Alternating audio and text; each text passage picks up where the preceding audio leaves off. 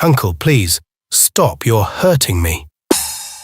Nena cry out, who was a child, cried as her older sister's husband continued abusing her.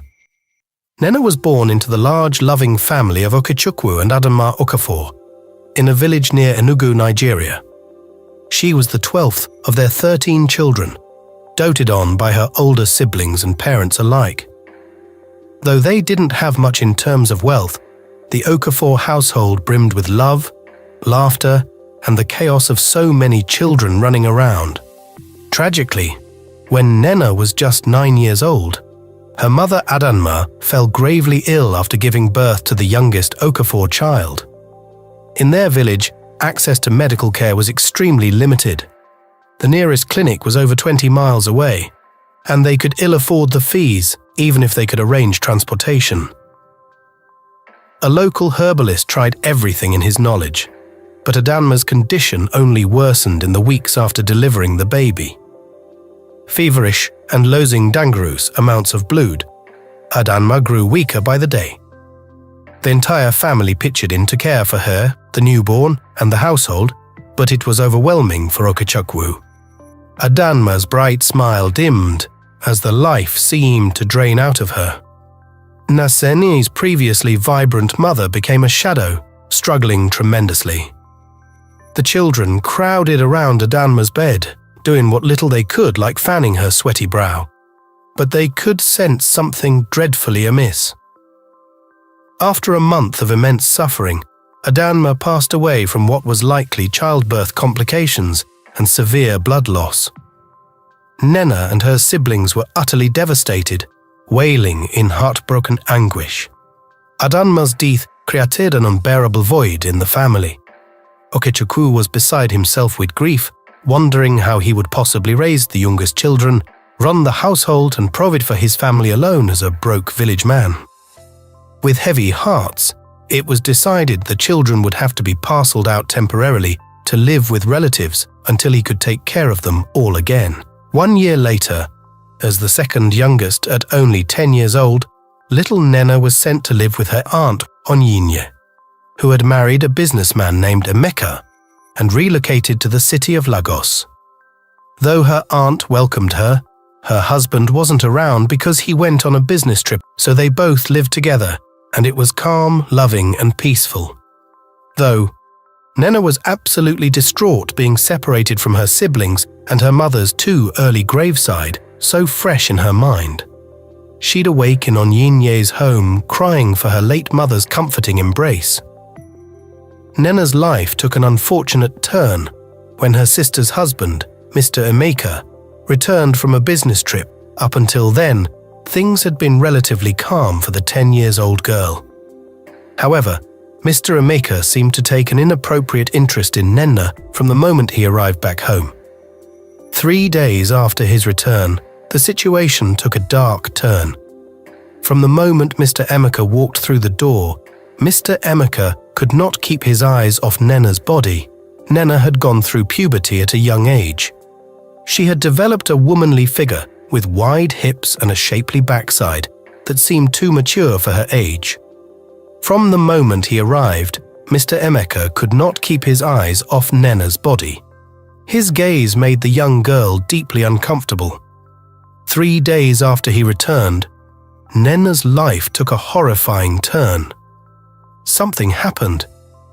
In the days following that first unthinkable incident, Emeka's mistreatment of Nena only worsened.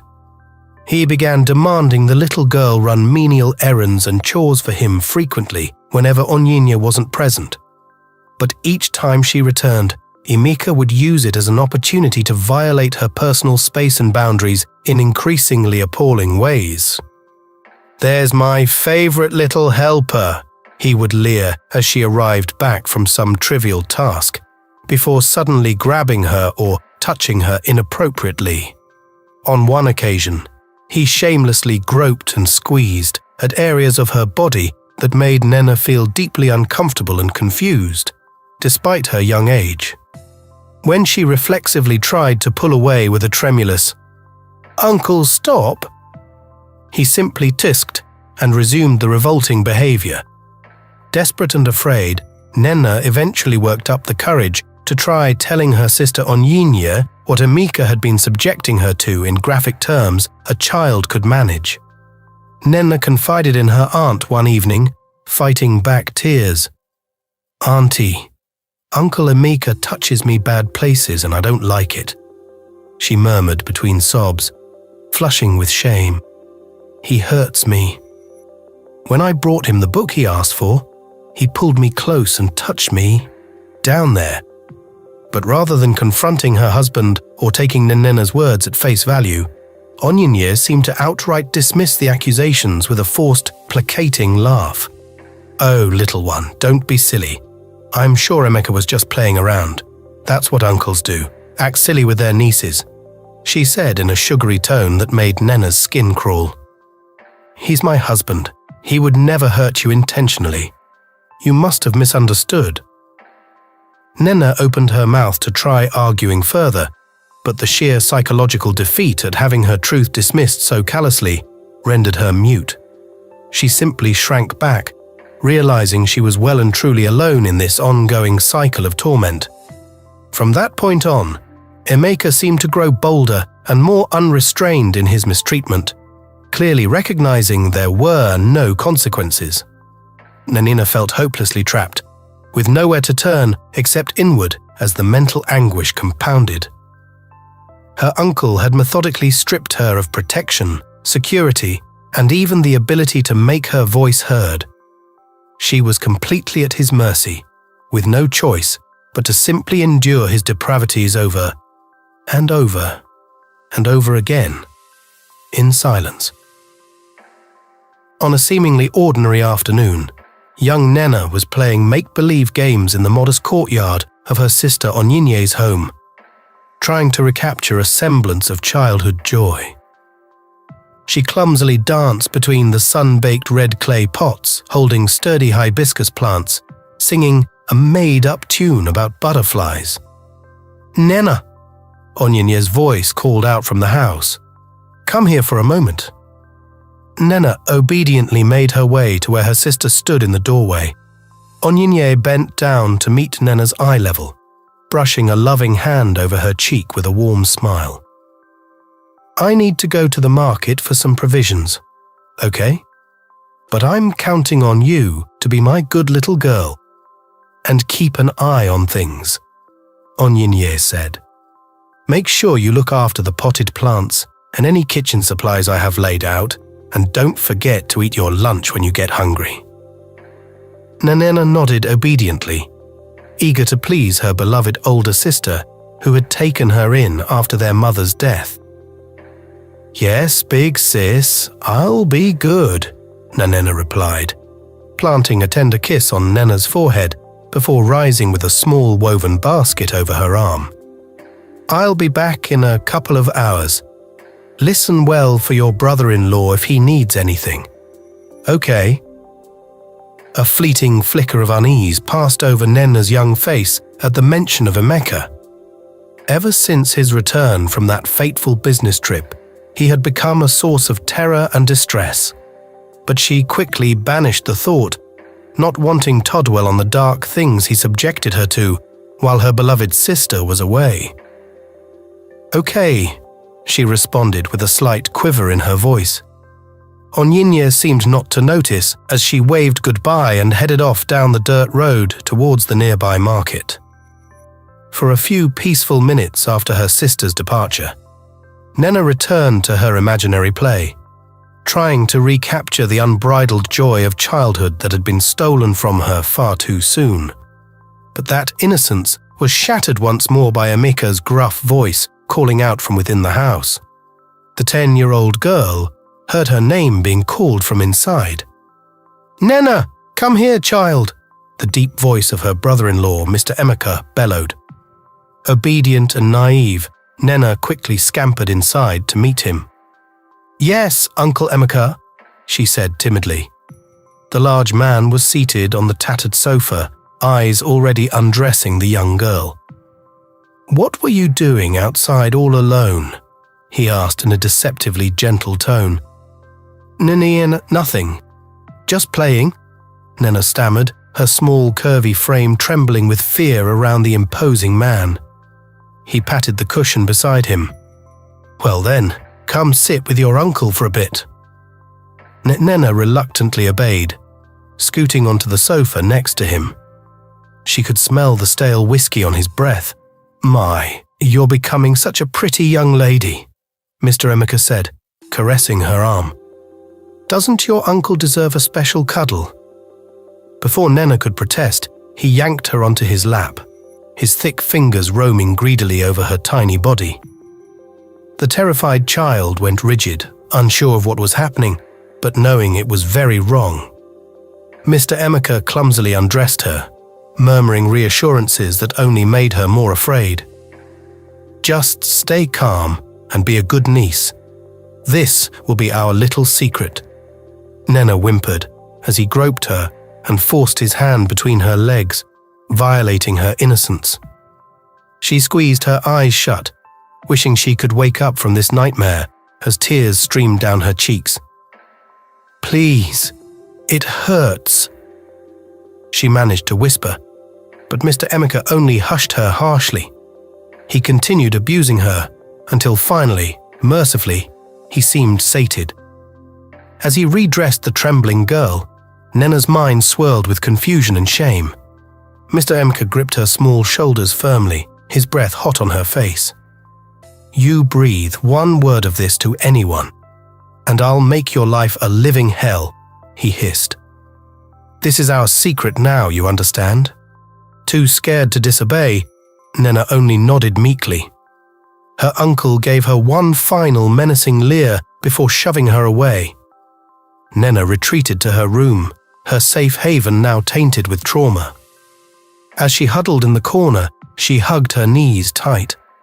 Though her uncle had only molested her, not going all the way, she felt utterly defiled.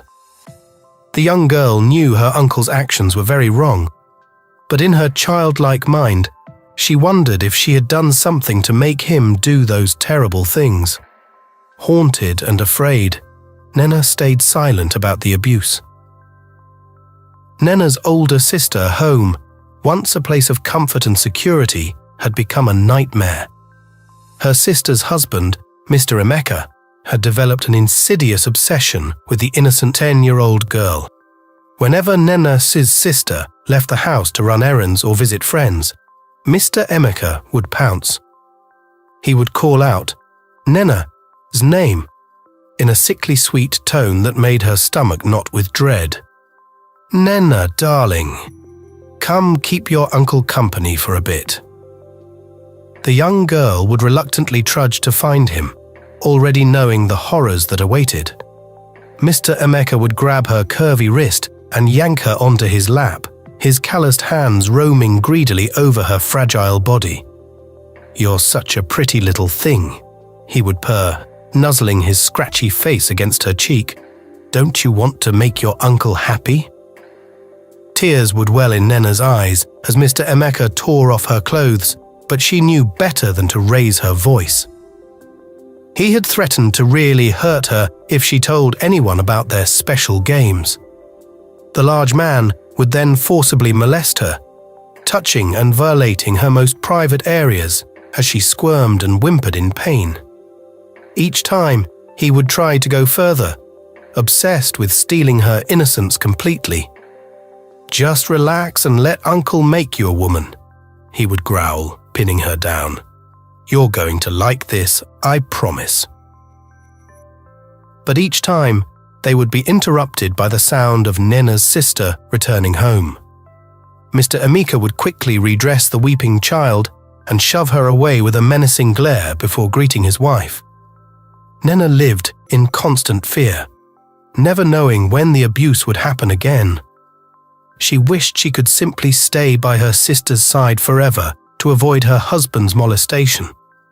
But she was just a child, with no way to comprehend the depravity being inflicted on her. It was a joyous day when Nena's aunt received a call that her best friend had given birth to a healthy baby boy. Overjoyed at the news, she quickly made preparations to visit her friend at the hospital. "Darling, Kioma has had her baby," she announced excitedly to her husband Emeka. "I'm going to the hospital now to see them." Emeka feigned a smile, though his eyes darkened with ulterior motives. "Wonderful news. And how long will you be gone?" His wife was taken aback by his strange question. What an odd thing to ask. "Why does it matter?" "No reason," Emeka replied innocently. "I was simply curious when to expect you back home." Still puzzled by his behavior, she replied, "I shouldn't be more than 4 or 5 hours, I'd think. I'll be back before dinner time." As his wife gathered her purse, she noticed their 10-year-old niece, Nena, sitting outside on the porch steps, uncharacteristically sullen. "Nena, dear, whatever are you doing out here?" she asked. "Come inside where it's cool." The young girl looked up with a start, almost apprehensive. "Actually, Auntie, I was hoping I could come with you." Her aunt's brow furrowed with concern at Nena's unease. "Is everything all right, sweetheart? You know you're welcome to join me, but it will be quite boring at the hospital." Nena glanced anxiously back at the house before shaking her head. "No, that's okay. I'll just wait here for you." Chalking it up to a childish whim, her aunt gave her a reassuring pat on the head. "Don't be silly. I won't be long at all. You stay here and listen to your uncle, okay?" If only she knew the truth about the hell Nena was living. As soon as his wife's car pulled away, Emeka emerged onto the porch like a predator stalking its prey. Nena trembled, despising her uncle's presence. "There's my favorite little niece," he purred in that sickly sweet tone. "Why don't you come inside and keep your uncle company?" Nena's hands twisted in her lap as she avoided his piercing gaze. I'd rather stay out here and wait for Auntie." "Don't be ridiculous, child. It's much too hot for you out here in this sun," Emeka chided as he moved closer. "Now be a good girl and do as I say." His large, meaty hand clamped down on Nena's tiny shoulder, making her flinch. She had no choice but to obey her uncle's menacing order. Once inside, Emeka led the frightened girl straight to her bedroom, shutting and locking the door behind them. He immediately pounced, pinning Nena to the bed as she cried out in terror. Please, Uncle, no. I'll be good, I promise," she sobbed, but he swiftly silenced her by clamping his hand over her mouth. "Shh, none of that now," he hissed, his rancid breath hot on her face. "You know what'll happen if you disobey me, Tears streamed down Nena's cheeks as she shook her head feebly. Satisfied with her fear, Emeka grinned wickedly and began forcibly undressing her. The young girl's muffled whimpers were ignored as his rough hands groped every inch of her delicate body. "This sweet little thing is going to make Uncle feel so good," he groaned, hungrily spreading her legs apart. Nena squeezed her eyes shut and tried to retreat to the safe haven of her mind as her uncle's thick fingers invaded her most private area. His other hand clamped over her mouth to muffle her anguished cries as he stretched and tore at her tender flesh. Suddenly, a sharp sting of searing pain caused Nena's eyes to fly open in shock. Emeka had taken his violation to a new, horrific level, forcibly stealing her innocence as blood trickled down her trembling thighs. "That's it, scream for Uncle," he growled, pinning her flailing limbs. Nena's world exploded into blinding agony as her uncle defiled her completely. She couldn't breathe, couldn't cry, couldn't beg for the torture to stop. Her limp body simply convulsed in shock as Emeka grunted and groaned, indulging his depraved appetites. After what felt like an eternity, he finally relented, withdrawing from her tiny, ravaged form. Nena laid there motionless, her vacant eyes fixed on the ceiling as she tried to make sense of the nightmare she had endured. "What a good girl you were for Uncle," Emeka chuckled. patting her matted hair almost affectionately. "Our precious little secret, remember?" He shoved a cloth between Nenna's legs to staunch her bleeding before abruptly exiting the room. The young girl was left soiled, traumatized, and stripped of all innocence. She doesn't know how long she stayed like that, numb to the world. Eventually, the sound of her aunt's cheerful voice returning home snapped Nenna back to reality. Trembling, she peeled herself off the tear-soaked sheets and crept to the safety of her closet, sinking to the floor as she hugged her knees. "Why?" she whimpered brokenly. "Why does Uncle hurt me so much?" In her childlike mind, Nenna couldn't comprehend the depravity that had been inflicted upon her innocent body.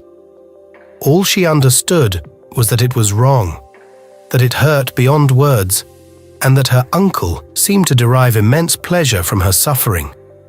She thought of her late mother, wishing more than anything that she was still alive. Her mother would hold her, protect her from the bad man that invaded her home and stole away her life. When Nenna closed her eyes, she could still smell her mother's soothing floral scent, could still feel the safety and warmth of her embrace. Her reverie was shattered by the harsh sound of her uncle's footsteps approaching the bedroom once more. Nenna held her breath, petrified, as the closet door was thrown open. Emeka glared down at her, his expression severe. "You're not to tell a soul about our special time together. You understand me?" he growled, grabbing a fistful of her hair and wrenching her head back painfully. "Not a single word to your aunt, or anyone else. This disgusting body belongs to Uncle and Uncle alone." All Nenna could do was nod meekly, wincing at the throbbing between her legs that served as a brutal reminder of what he was capable of. Her uncle released her roughly, sneering as he stormed off once more. Left alone, Nenna dissolved into quiet sobs, mourning the loss of her childhood at such a tender age. How could she possibly tell her beloved aunt about the nightmare she lived through each day? That her husband was a depraved animal who took sadistic pleasure in defiling her own niece. No, the pain was too much. The shame, the humiliation, the fear of retribution from her brother-in-law. It cemented Nenna's silence. She would have to find a way to endure this living hell alone, always wondering what she had done to deserve such a cruel fate. When Nenna's aunt finally returned home, the young girl mustered what little courage she had left. She had to tell her aunt the horrific truth about the nightmare she was enduring at the hands of her own husband.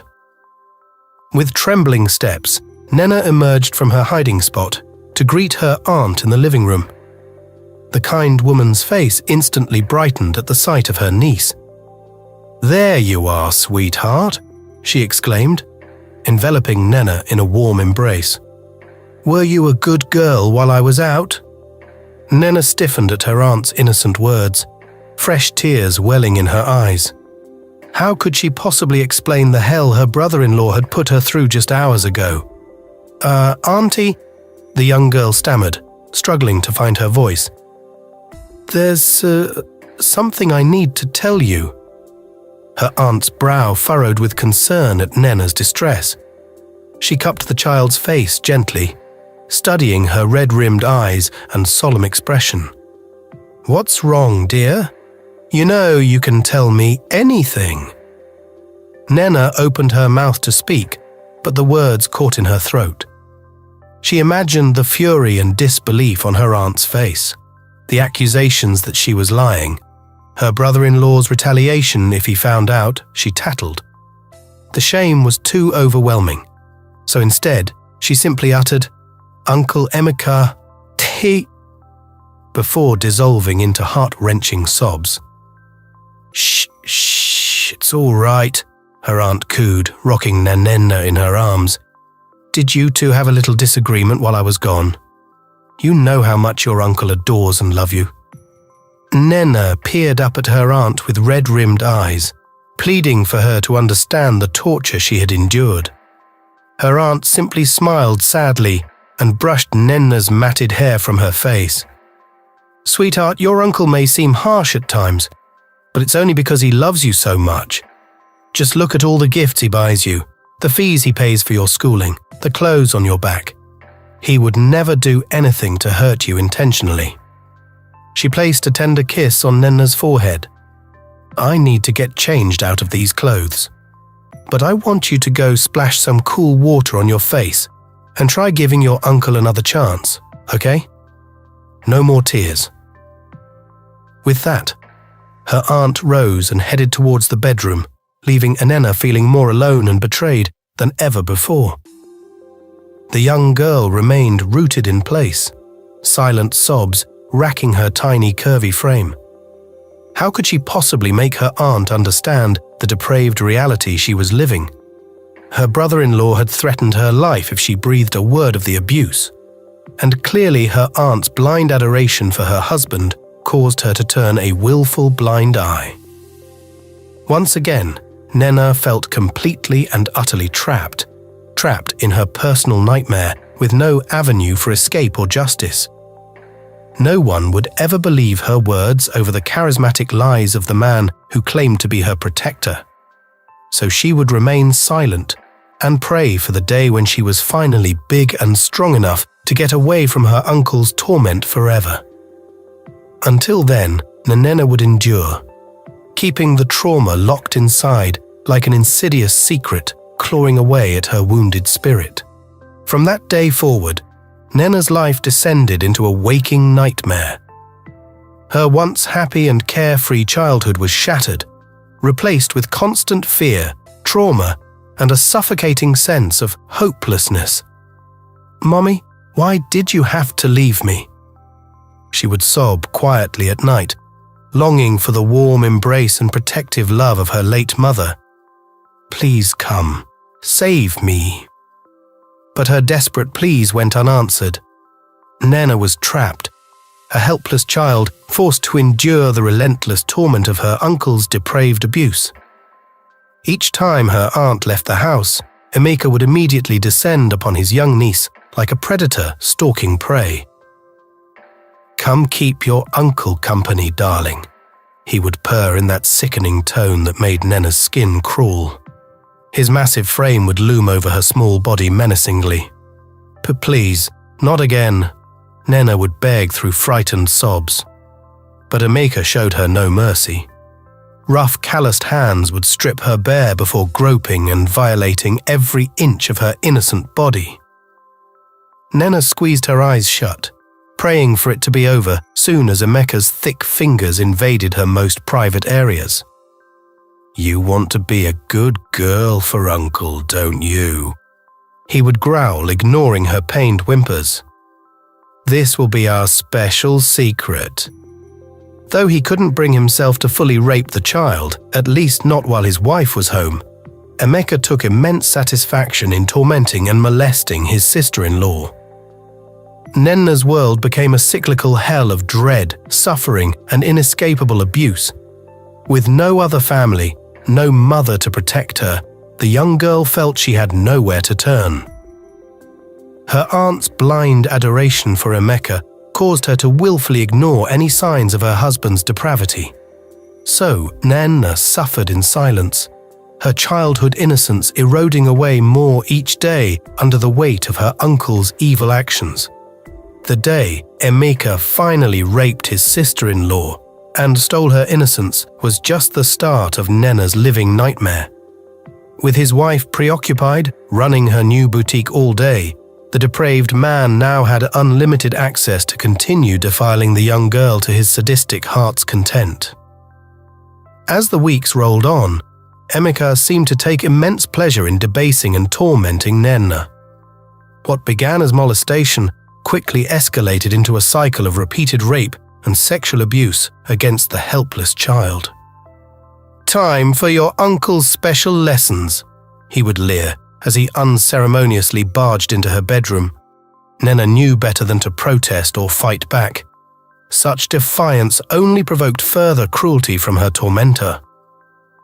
With chilling indifference, Emeka would bind the trembling girl's tiny wrists and ankles before viciously violating her.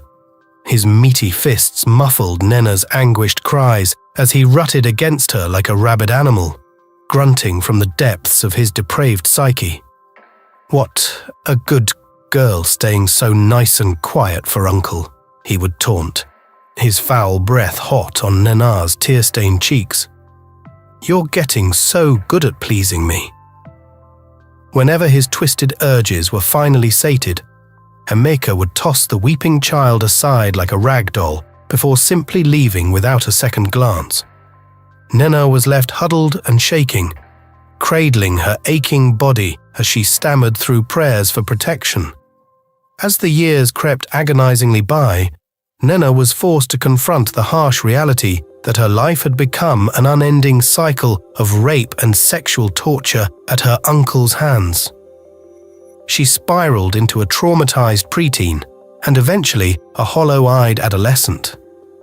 "Please, let this be just a bad dream," she would whisper over and over through cracked lips as tears trickled paths down her sunken cheeks. But the pain, the humiliation, the haunting sound of her uncle's grunts and groans, all of it was seared into her memory with visceral permanence. By the time she reached 12 years old, Nena had simply accepted her role as Emeka's personal plaything, his sexual slave. She stopped fighting back, stopped crying out. Those muffled whimpers only seemed to stoke the flames of his sadism further. So she allowed her mind to retreat to numbing depths as he bruised and battered her developing body over and over again. When Nena turned 14, she awoke one morning feeling a deep cramping ache in her lower abdomen. At first, she dismissed it as lingering pains from her uncle's latest vile assault, but as the days progressed, she recognized the telltale signs, and her heart plummeted with despair. She had fallen pregnant as a result of Emeka's unprotected rapes. Finally, Nena got pregnant at the age of 14. Please comment continue if you would like to know what happened next with this monster and how this story ended, so that we can be motivated to bring you the next episode this week. Meanwhile, parents, guardians, and caring adults, please listen attentively when children express concerns or discomfort. Have open conversations and create an environment where they feel safe to share anything troubling them. Do not dismiss their words or ignore signs that something may be wrong. Devote quality time to the young ones in your life. Nurture them with love, support, and protection from harm or mistreatment. Be vigilant and do not allow your busy lives to cause you to overlook their needs. Children are precious and depend on the adults around them to shelter their innocence. Build their trust so they can confide in you freely. The world can be a dangerous place for the vulnerable. It is a sobering responsibility, but we must be proactive in guarding the young from predators and any situation that enables abuse or exploitation. Their well-being must come before all else. Please share this important reminder to create more awareness. Together, we can make the world a safer, nurturing space for all children. Please comment continue if you would like to know what happened next with this story.